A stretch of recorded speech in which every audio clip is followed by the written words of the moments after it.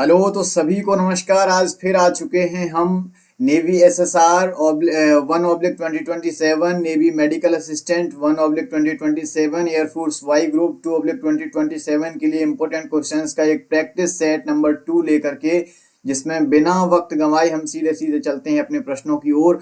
General knowledge का पहला प्रश्न है, भारत का प्रथम परमाणु ऊर्जा केंद्र कहाँ स्थापित किया गया था? तो कहाँ किया गया था? कलपक्कम में किया गया था। कहाँ किया गया था? कलपक्कम में। कब? माफ कीजिए, कलपक्कम में नहीं, ये किया गया था तारापुर में। कब किया गया था? 1969, यानी कि 1969 में किया गया था। 1969 में किया गया था। नरोरा कहाँ पर है? ये भी एक परमाणु ऊर्जा केंद्र है। ये कहाँ पर है? उत्तर प्रदेश के बुलंदशहर में। उत्तर प्रदेश के बुलंदशहर में। कहाँ पर है? उत्तर प्रदेश के बुलंदशहर में। काकरापार और कलपक्कम ये भी भारत के प्रमुख परमाणु ऊर्जा केंद्र हैं।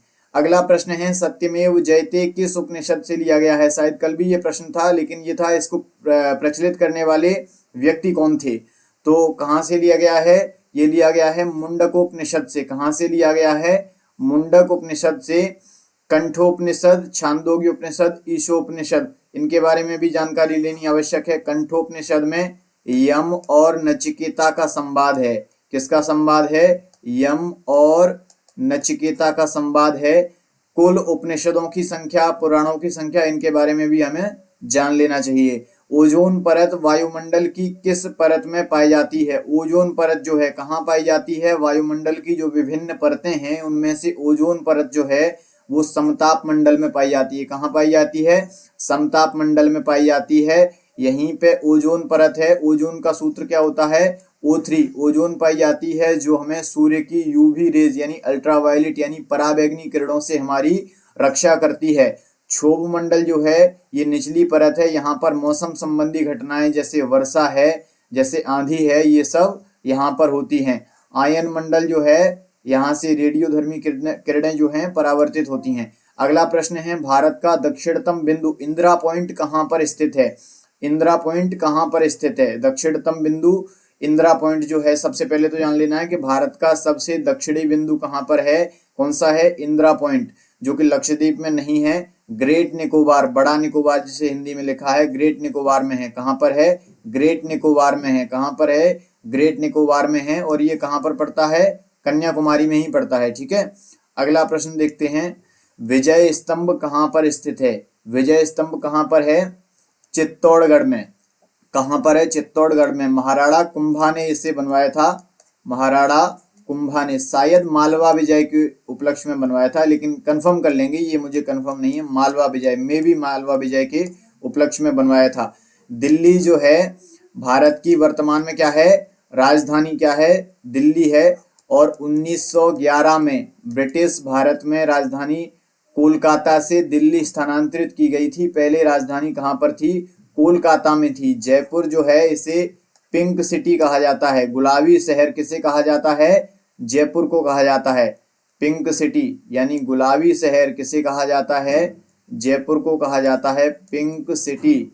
पिंक सिटी जयपुर है। हवा महल, हवा महल कहाँ स्थित है? जयपुर में है। हम सब जानते हैं ताजमहल कहाँ पर स्थित है? जयपुर में है, जिसे किसने बनवाया था? शाहजहां ने। ताजमहल आगरा में है, जिसे शाहजहां ने बनवाया था। किसने बनवाया था? शाहजहां ने बनवाया था। अगला प्रश्न देखते हैं, विश्व स्वास्थ्य संगठन यानी WHO का मुख्यालय कहाँ पर स्थित है? WHO यानी कि विश्व स्वास्थ्य संगठन का मुख्यालय कहाँ पर है? कहाँ पर है? जिनेवा में स्थित है। कहाँ पर है? UN की बात करें हम, यूनाइटेड नेशंस का मुख्यालय कहाँ पर है? न्यूयॉर्क अमेरिका में स्थित है। WTO की बात करें, वर्ल्ड ट्रेड ऑर्गेनाइजेशन, इसका मुख्यालय कहाँ पर है? जिनेवा में है। पेरिस में किसका मुख्यालय है? यूनेस्को का है। किसका है? यूनेस्को का पेरिस में है। किस ग्रह को भोर का तारा कहा जाता है? भोर का तारा किसे कहा जाता है? शुक्र को कहा जाता है। और इसे ही सांझ का तारा या शाम का तारा भी किसे कहा जाता है? शुक्र को ही कहा जाता है। थोड़ा सा छोटा कर लेते हैं इसे, ठीक है ना। ऐसे ही पृथ्वी की जुड़वा बहन, पृथ्वी की जुड़वा बहन जो है वो किसे कहा जाता है? शुक्र को ही कहा जाता है। शनि के सबसे ज्यादा उपग्रह हैं, सबसे ज्यादा उपग्रह किसके हैं? शनि के हैं। 146 से भी अधिक उपग्रह इसके ज्ञात हैं। बुध सबसे छोटा ग्रह है, सबसे छोटा, और सूर्य के सबसे पास है, सूर्य के सबसे पास है, इसलिए सबसे कम समय में परिक्रमा पूरी कर लेता है। सबसे कम समय में परिक्रमा, सबसे कम समय में परिक्रमा कौन कर लेता है? बुध कर लेता है।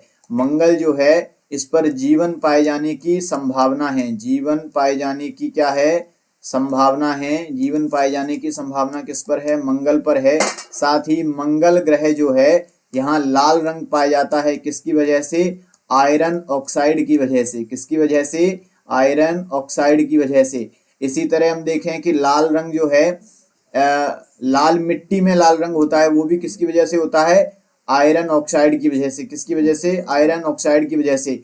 आर्य समाज की स्थापना किसने की थी?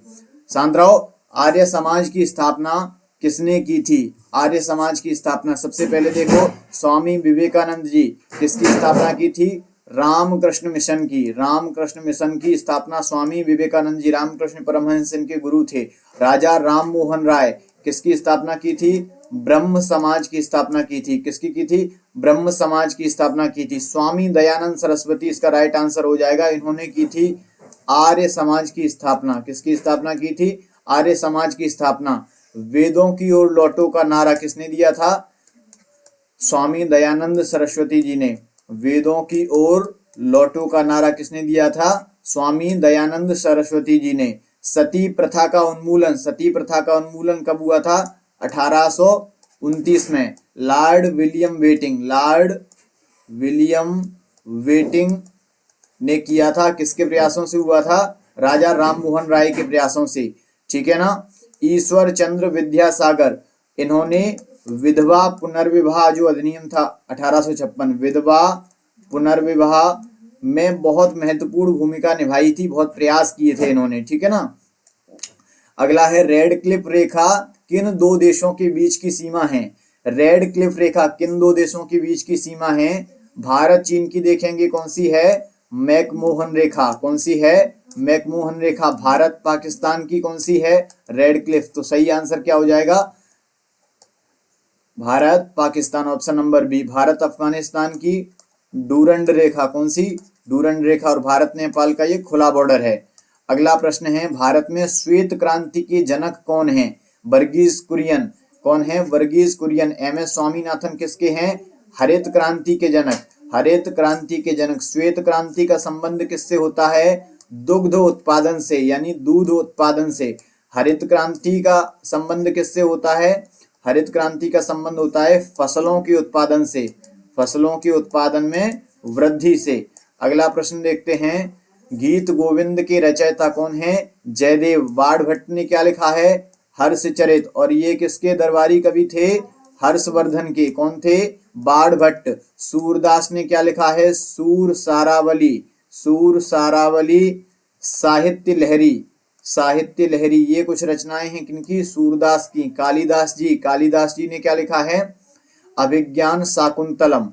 अभिज्ञान शाकुंतलम, शाकुंतलम। भारत के शेक्सपियर किसे कहा जाता है? भारत के शेक्सपियर, भारत के Shakespeare, Shakespeare of India Kalidas ji को कहा जाता है इनकी कविताओं की वजह से। नदी द्वीप माजुली किस राज्य में स्थित है? माजुली कहाँ पर है? असम में। माजुली कहाँ पर है? असम में स्थित है। असम में बिहू नृत्य और सत्रिया शास्त्रीय नृत्य कौन से राज्य का है? असम का है। अरुणाचल प्रदेश में ब्रह्मपुत्र को क्या कहा जाता है? देहांग कहा जाता है। क्या कहा जाता है? देहांग कहा जाता है। सुंदरवन डेल्टा कहाँ पर है? पश्चिम बंगाल में। उड़ीसा में देखेंगे चिल्का झील, चिल्का झील, चिल्का झील जो कि भारत की खारे पानी की सबसे बड़ी लैगून झील है। चिल्का झील कहाँ पर है? उड़ीसा में। वो एशिया की सबसे बड़ी खारे पानी की, विश्व की दूसरे नंबर की, उड़ीसा में। ठीक है ना। चिल्का झील कहाँ पर है? उड़ीसा में। इसके अलावा उड़ीसा में और दो चीजें देखेंगे। सबसे पहले देखेंगे ब्लैक पैगोडा और व्हाइट पैगोडा। उड़ीसा में, एक सेकंड है ना, रुकना। हाँ, उड़ीसा में हम देखेंगे ब्लैक पैगोडा, ब्लैक पैगोडा और व्हाइट पैगोडा। व्हाइट पैगोडा किसे कहा जाता है? जगन्नाथपुरी के मंदिर को व्हाइट पैगोडा कहा जाता है। कोणार्क के सूर्य मंदिर को क्या कहा जाता है? Black pagoda. ये दोनों ही उड़ीसा में है। कूलर बंद कर दो। ये दोनों ही कहां पर हैं? उड़ीसा में हैं। 15 मिनट में चालू कर लेना, बंद करो। ये दोनों कहाँ हैं? उड़ीसा में हैं। साथ ही लिंगराज मंदिर, लिंगराज मंदिर कहाँ है? भुवनेश्वर में। वो भी कहाँ पर पड़ता है? उड़ीसा में पड़ता है। राज्यसभा के सदस्यों का कार्यकाल कितने वर्ष होता है? अनिश्चित तो बिल्कुल नहीं होगा, है ना। 6 वर्ष होता है कार्यकाल राज्यसभा के सदस्यों का, और लोकसभा के सदस्यों का कार्यकाल होता है 5 वर्ष। कितने वर्ष? 5 वर्ष। अगला प्रश्न, कंप्यूटर साक्षरता दिवस।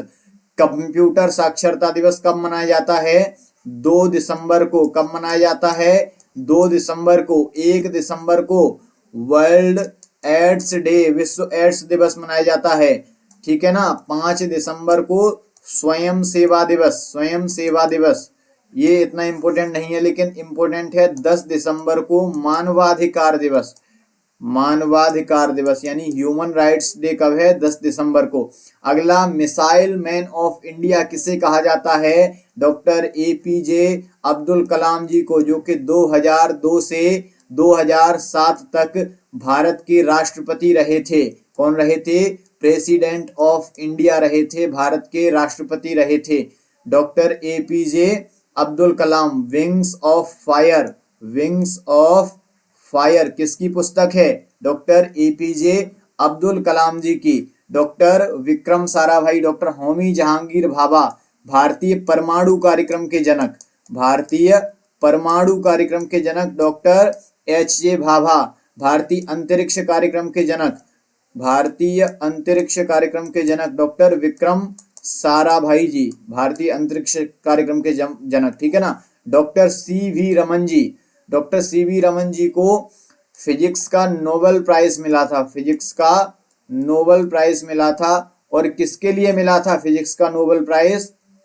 ये मिला था इन्हें रमन इफेक्ट या रमन प्रभाव की खोज करने के लिए। रमन प्रभाव किससे संबंधित है? प्रकाश के प्रकीर्णन यानी कि स्कैटरिंग ऑफ लाइट से संबंधित है, प्रकाश के प्रकीर्णन से संबंधित है। अगला देखेंगे, इनमें इंग्लिश के आ रहे थे या नहीं, देखते हैं एक बार। नहीं, इंग्लिश नहीं लिख के आ रही थी, हिंदी आ रही थी। चलो अगले अब बनाएंगे तो इनमें इंग्लिश भी लिख के आएगी, साथ में बाइलिंगुअल कर देंगे। सिनोनेम ऑफ अबंडन, अरे यार ये तो, हाँ चलो ठीक है।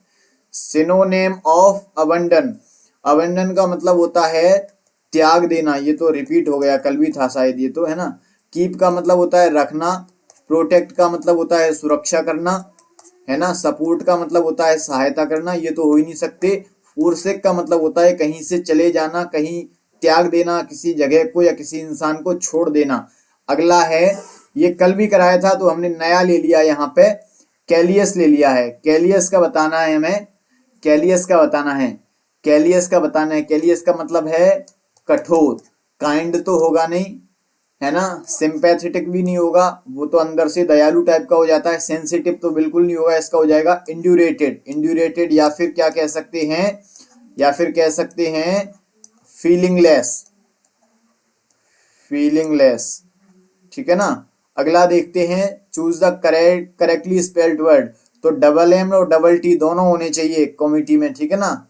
तो एम डबल नहीं है यहाँ पे भी एम डबल नहीं है, यहाँ पे डबल एम है लेकिन टी डबल नहीं है। डबल एम और double T, option number B is correct. One word substitution है, a person who does not believe in God. एक ऐसा व्यक्ति जो भगवान में विश्वास नहीं करता, विश्वास करता है उसे तो कहते हैं थीस्ट, जो विश्वास नहीं करता उसे कहते हैं एथीस्ट, ठीक है ना। और ऑप्टिमिस्ट कौन है? One who always see bright side of things, जो चीजों की हमेशा अच्छी मतलब साइड को देखता है वो ऑप्टिमिस्ट है, और जो डार्क साइड देखता है वो पेसिमिस्ट होता है। तो आंसर हो जाएगा एथीस्ट। अगला देखते हैं, he is afraid, he is afraid. Afraid जहां आ जाए तो वहां ऑफ आएगा, ये एक फिक्स प्रीपोजिशन है, ये एक फिक्स प्रीपोजिशन है।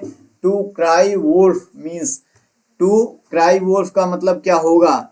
जैसे कई कहानी सुनी होगी ना, एक व्यक्ति था जो रोज रोज गांव के किसानों को परेशान करता था कि भेड़िया आया, है ना। एक दिन सच में भेड़िया आ गया, एक दिन सच में भेड़िया आ गया। रोज झूठी अलार्म देता था लोगों को कि भेड़िया आया। एक दिन सच में आ गया तो किसी ने उसकी बात को नहीं सुनी, क्योंकि वो हर रोज झूठी मतलब कि कहता था कि भेड़िया आ रहा है। तो टू किल अ वुल्फ नहीं होगा, टू साउट लाउडली भी नहीं होगा, टू गिव फॉल्स अलार्म, ठीक है ना। अगला है change the voice, the cat killed the mouse. तो क्या हो जाएगा, the mouse was killed by the cat. Is नहीं आएगा, है ना। वॉज किल यहाँ नहीं आएगा क्योंकि किल्ड नहीं है, ये भी गलत हो जाएगा। माउस किल्ड, यहाँ पे कोई वर्ब भी नहीं लगी, ये भी गलत हो जाएगा, ठीक है। अगला देखो, फ्रेजाइल का बताना है, एंटोनियम बताना है फ्रेजाइल का। फ्रेजाइल का मतलब होता है नाजुक। फ्रेजाइल का मतलब एकदम नाजुक, कच्ची कलीटा है। फ्रेजाइल का मतलब होता है नाजुक, है ना। तो वीक तो क्या हो जाएगा, सिनोनिम हो जाएगा। डेलिकेट भी नाजुक होता है, ये भी सिनोनिम हो जाएगा। सॉफ्ट भी सिनोनिम हो जाएगा। रोबस्ट, रोबस्ट या हार्ड या रिजिड यानी कठोर, ये क्या हो जाएगा, इसका एंटोनियम हो जाएगा। Identify the error, one of the boy was playing, है ना। One of the boy was playing, one of the जब लगा होता है तो इसे सिंगुलर करने के लिए यहाँ पर बॉय नहीं आएगा, इसे यहाँ पर प्लूरल मतलब करेंगे तो यहाँ वन ऑफ द बॉयज होना चाहिए, वन ऑफ द बॉयज होना चाहिए। क्या होना चाहिए, तो किस पार्ट में एरर है, part A contains grammatical error. अब देखो, honesty is the best policy, यहाँ पर द लगता है, ये तो बहुत फेमस है। अगला देखो, अडॉप्ट का सिनोनिम क्या होता है, रिजेक्ट तो बिल्कुल नहीं होगा। अडॉप्ट का मतलब क्या होता है, अपनाना। क्या होता है, अपनाना। स्टे बिल्कुल नहीं होगा। रिफ्यूज का मतलब होता है मना करना, तो ये तो एंटोनिम हो जाएगा। तो सिनोनिम हो जाएगा एडजस्ट करना, ठीक है, एडजस्ट करना। वन वर्ड सब्स्टिट्यूशन है, a place where birds are kept, a place where birds are kept, a place where birds are kept, जहां पर चिड़ियों को रखा जाता है। जू को वैसे हिंदी में चिड़ियाघर बोलते हैं, क्या बोलते हैं, चिड़ियाघर। लेकिन यहाँ पर चिड़िया नहीं रहती, यहाँ पर एनिमल्स रहते हैं, यहाँ पर एनिमल्स रहते हैं। जहां चिड़ियों को वास्तव में रखा जाता है उसको एवियरी बोलते हैं, उसको क्या बोलते हैं, एवियरी बोलते हैं। एक्वारियम क्या होता है, एक टैंक टाइप का होता है जहां पर मछलियों को रखा जाता है स्टडी करने के लिए और उन्हें प्रोटेक्ट करने के लिए। अगला है, I have been studying for from to, एक भी नहीं हो सकते, सिंस मॉर्निंग हो जाएगा। Identify the part of speech, underline word. ये कौन सा पार्ट ऑफ स्पीच है, नाउन है या एडजेक्टिव है या वर्ब है या एडवर्ब है। सी रन्स फास्ट, वह दौड़ती है तेज। रन क्या हो जाएगा, वर्ब हो जाएगा। यहाँ वर्ब की जो कह सकते हैं कि विशेषता या मतलब कि कुछ मतलब वर्ब के बारे में बता रहा है कि कैसे दौड़ती है, फास्ट दौड़ती है। तो फास्ट क्या हो जाएगा, वर्ब की विशेषता बता रहा है, तो ये एडवर्ब हो जाएगा। क्या हो जाएगा, एडवर्ब। और last but not the least, change the narration, Ram said I am. भाई इतने ही सिंपल क्वेश्चन आते हैं नेवी वगैरह के पेपर में, एयरफोर्स में। अब इतने सिंपल आते हैं तो वहाँ कठिन कराने का मतलब नहीं। कल मैंने बताया था ना, सुई का काम जहाँ है वहां पर तलवार किसी काम की नहीं होती। इसलिए यहाँ सरल आते हैं तो हमें सरल क्वेश्चन ही प्रैक्टिस करने हैं, और जो कठिन प्रैक्टिस करोगे तो सरल गलत हो जाएंगे। कई बार हमने देखा है कि जो सीजीएल की जिनकी बहुत अच्छी तैयारी होती है वो एसएससी जीडी में फेल हो जाती हैं। क्यों हो जाती हैं, क्योंकि उन्होंने सिंपल क्वेश्चन प्रैक्टिस नहीं किए होते हैं। तो मतलब भले ही आप बहुत अच्छा पढ़ रहे हैं, बड़े लेवल का पढ़ रहे हैं, लेकिन ये जो सिंपल क्वेश्चन है, अगर ऐसे एग्जाम को टारगेट कर रहे हैं तो आपको ऐसे सरल सरल प्रश्न करने होंगे। Change the narration, Ram said I am busy, Ram said he is busy, that नहीं लगा। टोल्ड यहाँ पर नहीं आएगा क्योंकि किसी और से नहीं कह रहा। सेज तो बिल्कुल नहीं आएगा, तो Ram said that he was busy, that's your correct answer. So thank you so much, आज के लिए इतना ही, मिलते हैं फिर किसी अगले सेशन में। अभी मेरा माइक हो चुका है खराब, तो मैं जो वीडियो बना रहा हूँ इसमें वॉइस मेरी अच्छी नहीं होगी, क्योंकि ये मैं लैपटॉप की डायरेक्ट, जो लैपटॉप में इनबिल्ट माइक्रोफोन होता है उसी से रिकॉर्ड हो रही है। इसलिए मैं कुछ ही दिनों में नए माइक का या फिर इंतजाम कर लूंगा या फिर माइक को सुधरवा लूंगा। Then will continue sessions like this. Okay, so thank you so much. आज के लिए इतना ही, बहुत बहुत धन्यवाद। बंद करते हैं इसको।